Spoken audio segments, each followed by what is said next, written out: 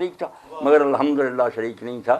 اس لیے جو اللہ کے نیک بندے ہیں نا وہ ہیں سنی، وہ ہیں شیعہ، وہ وہابی. وہ حسین علیہ السلام کو شہیدوں کا سردار مانتے ہیں، انہیں اپنے سر کا تاج مانتے ہیں، اپنی آنکھوں کا نور سمجھتے ہیں، ان سے محبت ہے، ان کے خاندان سے محبت وہ سمجھتے ہیں این ایمان اور دین ہے.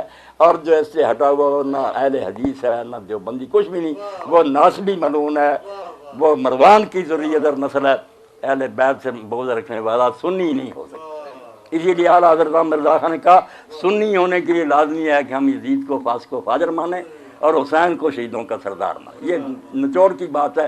اس میں اگر ذرا بھی شبہ کرتا سنی نہیں ہو سکتا، وہ مردود جو ہو چاہے ہوتا پھرے، سنیوں کو بدنام نہ کرے. تو اللہ رب العالمین تمہاری حاضری منظور کرے. تم سال کے بعد اکٹھے ہوتے.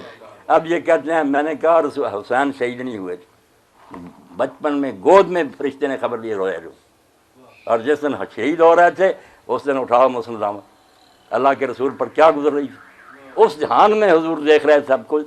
اس لیے عبداللہ ابن عباس حضور کے چچا کے بیٹے، صحیح حدیث، مکہ میں تھے، دوپہر کا وقت تھا، سوئے ہوئے تھے، ہڑبڑا کر اٹھے اور بار بار انا للہ و انا الیہ راجعون. اب کافرے کو کئی مدت ہو گئی تھی، کوئی ذرائع نہیں تھے جس سے خبر ملے کیا بنا. لوگوں نے پوچھا کہ عبداللہ کیا بات ہوئی، گھر والوں نے کہا حسین تو شہید ہو. انہوں نے کہا آپ کو کیسے پتہ چلا؟ ابھی میں نے حضور کو دیکھا کہ سر مبارک میں بھی مٹی تھی، داڑھی میں بھی مٹی تھی، اور ہاتھ میں شیشی تھی خون کی، اور فرماتے تھے شہید تو مقتل حسین آ رہے. میں ابھی حسین کی شہادگاہ سے آ رہا ہوں.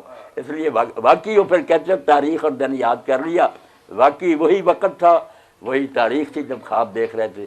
اور یہ نا وہابیوں کے گرو گنٹال شاہ اسماعیل نے لکھا تذکیر الاسوان میں کہ یزید پلید کے حکم سے اس کے کارندوں نے جو کرے امام اور اس کے ساتھیوں سے کیا، اس نے رسول اللہ کی روح کو تڑپا دیا. اس لیے مسلمان کو چاہیے کہ جب بھی یہ واقعہ پڑھے یا سنیں غم کا اظہار کرے، خوشیاں نہ کرے، نہ بحثیں کرے، جتنا اس سے ہو سکتا غم کا اظہار کرے کہ فرزند رسول کو تم نے ایسے شہید کیا اور فاطمہ کے گھر کا چراغ بجھا دیا. اللہ ان قاتلوں پر، ان پر راضی ہونے پر لعنت کرے اور محبان اہل بیت پر اپنی رحمت نازل کرے. وآخر دعوانا الحمدللہ.